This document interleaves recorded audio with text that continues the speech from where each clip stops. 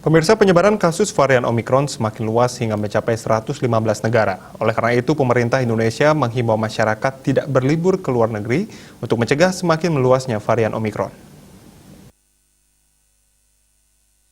Menteri Koordinator Bidang Kemaritiman dan Investasi Luhut Binsar Panjaitan dalam keterangan pers lewat kanal YouTube mengatakan, penyebaran kasus varian Omikron semakin luas dan sudah terdeteksi menyebar di 115 negara.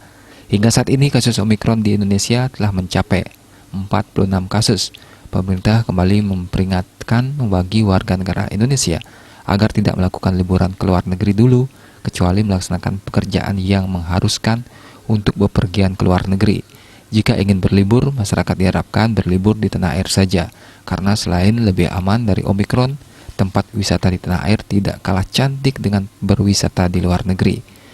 Liburan di dalam negeri juga bisa membantu perekonomian masyarakat Indonesia, karena hampir 2 tahun pandemi menghancurkan perekonomian masyarakat, khususnya pelaku pariwisata. Nah, ini saya minta betul perhatian untuk kita juga sekali lagi jangan berlibur dulu ke luar negeri, kecuali pekerjaan-pekerjaan yang memaksa harus pergi.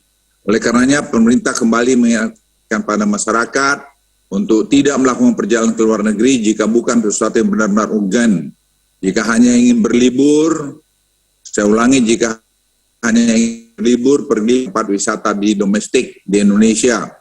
Selain lebih aman dari serangan Omikron, tempat wisata domestik tidak kalah cantik dengan wisata di luar negeri.